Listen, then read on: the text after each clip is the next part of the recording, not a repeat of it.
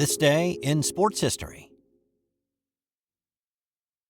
This episode is brought to you by the Sterling Soap Company. How often do you think about your soap? Well, if you answered, not much, maybe you should. You see, a lot of what passes for soap in stores is technically not soap, according to the FDA's definition. It's full of lab-created chemicals and detergents because it's cheaper to make. Now, what if you could buy natural soap made from natural ingredients like tallow, palm oil, coconut oil, and scented with essential oils, and for just a little bit more than you'd pay for grocery store soap?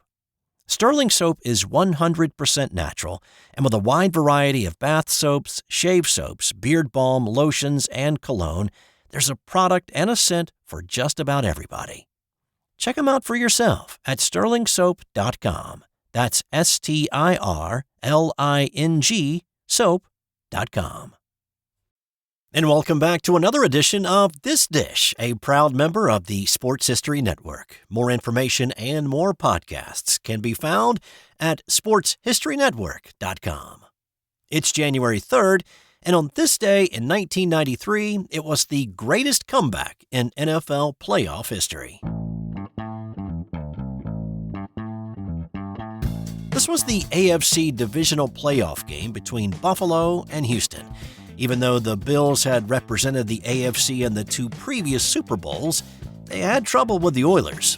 Houston had beaten Buffalo 27-3 in the final regular season game, and after two quarters in this one, they led 28-3. So through the last six quarters, the Oilers had outscored the Bills 55-6.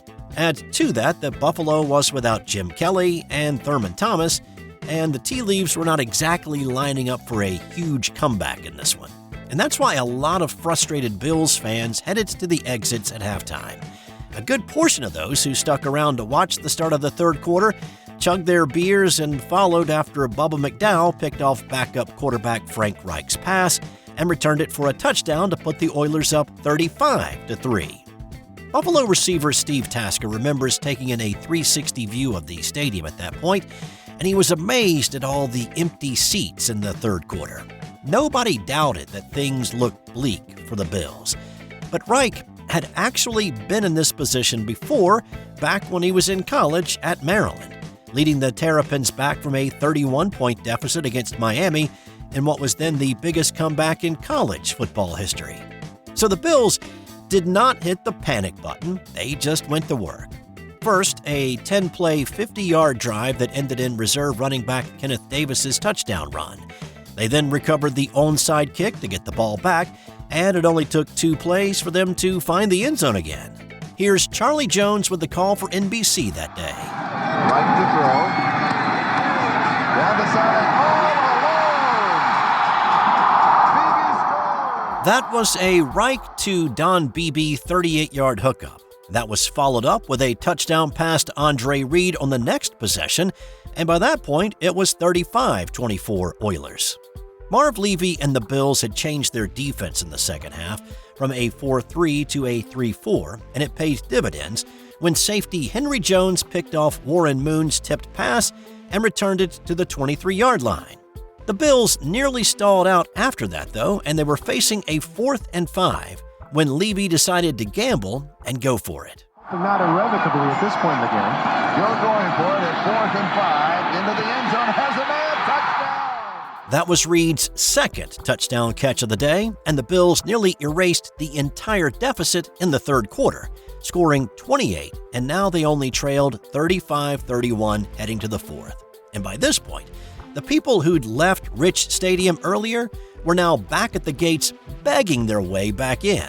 Some resorted to climbing the fence to try to catch a little bit of that magic. If only they had believed, if only they'd stayed like good fans do, they could have seen this. 3:19 and counting, time remaining. Buffalo trailing by 4. Right to throw, end zone, touchdown! That gave Buffalo their first lead of the game. Houston's Al Del Greco tied it with a field goal to send it to overtime. The Oilers won the toss, and they had the ball to start the OT. And remember, Back then, it was sudden death. Whoever scored first, no matter how, won. But a Warren Moon pass was picked off by Nate Odoms, and after a 15-yard face mask penalty, the Bills were already in field goal range. A couple of plays to center the ball, and Steve Christie, in his first NFL playoff game, nailed the game winner, and the Bills completed the greatest comeback in NFL playoff history. How about another playoff comeback in the NFL that happened on this day in 1987? This was a divisional playoff game between the Cleveland Browns and the New York Jets. As the winners of the AFC Central with the best record in the conference at 12-3, the Browns had home field advantage, but it looked like an early exit for the Browns when Jets running back Freeman McNeil ripped off a 20-yard touchdown run to put them up by 10 with 4 minutes 14 seconds left. Bernie Kosar led the Browns down the field on the next possession, getting a little help from Jets penalties along the way. Kevin Mack scored from a yard out to make it a 3-point game. Things went a little bit haywire for the Jets in their attempt to run out the clock on their next possession. On first down, McNeil took a finger to the eye, and while he hung onto the football, he was a wounded Cyclops walking to the Jets bench. New York quarterback Ken O'Brien was a classic drop-back passer. He was not a scrambler or a runner by any stretch of the imagination. But head coach Joe Walton did not want to take a chance on throwing the ball on a 3rd and 10 play, and with McNeil on the bench, he had nobody to run it. So he called a quarterback draw. Here's Don Criqui and Bob Trumpy calling the action for NBC that day. Quarterback draw, didn't get there. Line was down to the 48-yard line. That stopped the clock at least momentarily. The Jets made a mistake there. Any sack in the last 2 minutes of a half or the game and the clock stops until they reset the ball. So that play saved the Browns about 35 seconds from running off the clock. A Jets punt, a Jets pass interference call, and a Kosar to Webster Slaughter connection to the 5-yard line. And that set up the newest Cleveland Brown, Mark Mosley, for the tying field goal from 22 yards out with 7 seconds to play. Mosley, the last of the straight-on kickers in the NFL, kicked it through, and the game went to overtime. The Jets won the toss but did not even move the ball at all and had to punt it away. Kosar wanted to put an end to it quickly, and after hooking up with Reggie Langhorne down to the 5-yard line, it looked like the Browns were moving on. Mosley had pretty much the same kick that sent it to overtime, but he mishit this one and it sailed wide right, and the game went to overtime number 2. But the Jets were still depleted. Still no Freeman McNeil, and the ground game was non-existent. The Jets could not move the ball and had to punt it again. The Browns rode the back of Kevin Mack down the field on the next possession, setting up Mosley for a kick for redemption. Those uprights are 12 yards wide. They got it right now. Look like the distance between 2 fingers to Mark Mosley. Snap and set down, and the game is history. Cleveland wins it. This game earned the nickname the Marathon by the Lake and lasted more than 4 hours of real time and a little more than 77 minutes of game time. It is the 3rd longest game in NFL history. Are you a hockey fan? Then you'll love Eric Zweig's new book, Hockey Hall of Fame True Stories 2. It's a treasure trove of untold tales, bizarre incidents, and captivating trivia that will leave even the most devoted puckhead astounded. The intense rivalries, epic showdowns, and historic clashes that shaped the NHL's early years, it's all in there. Zweig uncovers the true stories that helped shape the sport, ensuring that you will never look at hockey the same way again. Check out Hockey Hall of Fame True Stories 2 on Amazon or wherever fine books are sold. On this day in 1983, Tony Dorsett ripped off a 99-yard touchdown run on Monday Night Football.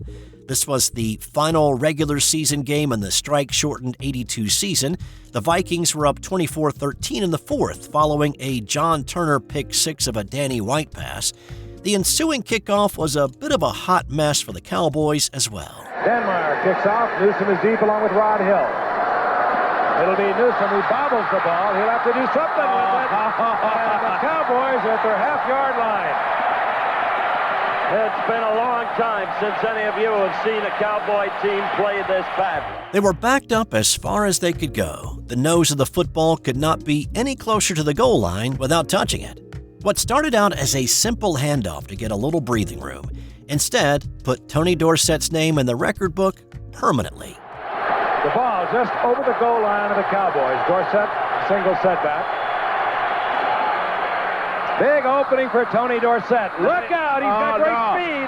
99 yards and a half. Dorsett down the sideline. Stays in bounds. Can you believe that?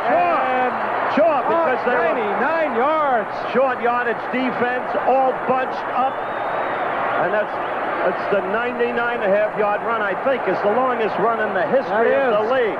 It is. So now. Of course, the thing that makes that play even more amazing is that the Cowboys only had 10 men on the field. Even more amazing is that Dorsett wasn't even supposed to get the ball.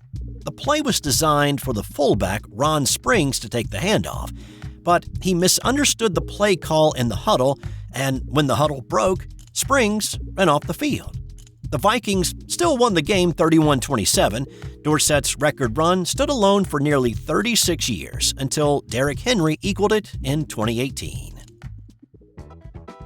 Now that Miami Heat president Pat Riley has put the kibosh on any Jimmy Butler trades until after the season is over, let's go back to 2016 when JB had an epic night for the Chicago Bulls.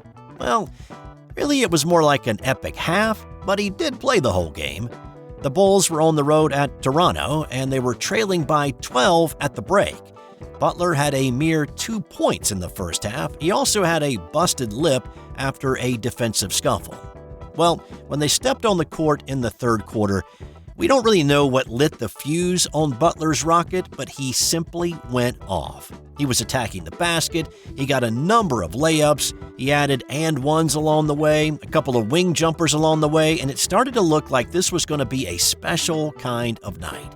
He finished the third quarter with 21 points, but the Bulls were still down 6 to start the fourth. Jimmy was unrelenting, though.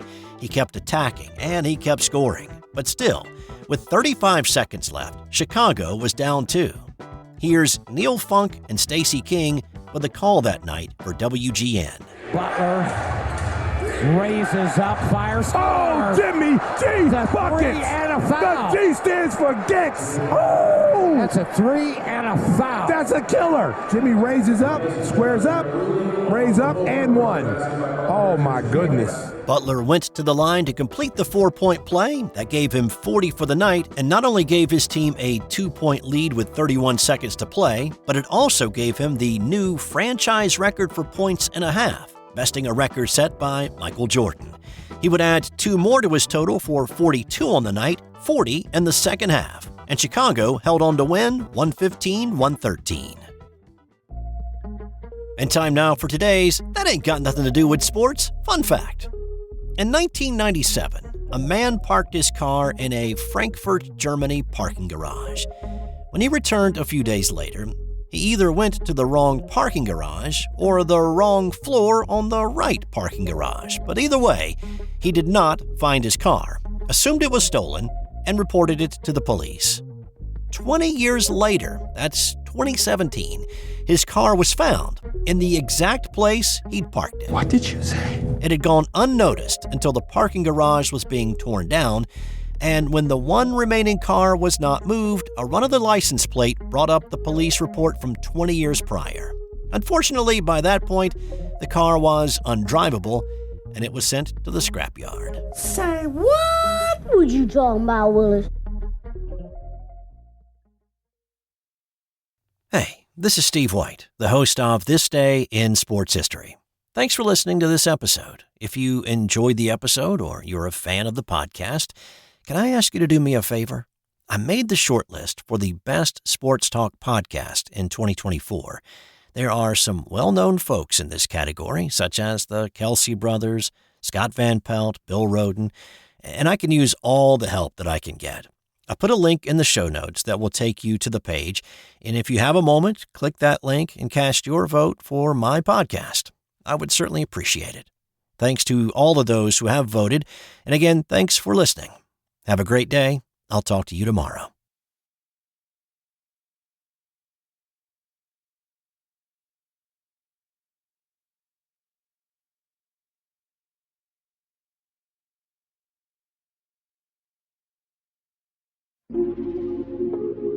This has been an original Thrive Suite production. Hey there, sports history fans. We've got some exciting news to share with you. 6 of our podcasts from the Sports History Network have made it to the final round of voting for the prestigious Sports Podcast Awards. Here are their shows and the categories. Historically Speaking Sports and This Day in Sports History are both competing for Best Sports Talk Podcast. No Nonsense Old School Weightlifting History is in the running for Best Fitness, Health, and Wellbeing Podcast. When Football Was Football is up for Best Sports Documentary Podcast. Wrestling with Heels On has entered the ring for Best Wrestling Podcast. And Shoulder Roll Virtual Boxing is fighting for the title for Best Combat Sports Podcast. Now, of course, we need your help to take home the championship for each of these awesome shows. All you gotta do is head over to sportshistorynetwork.com/vote. Cast your vote for your favorite shows, or better yet, all 6 of them. Again, every vote counts, and we gotta show the world how much sports history really matters. So thank you for your support and making Sports History Network the headquarters for sports yesteryear. But again, don't wait. You gotta go vote now. That's over at sportshistorynetwork.com/vote.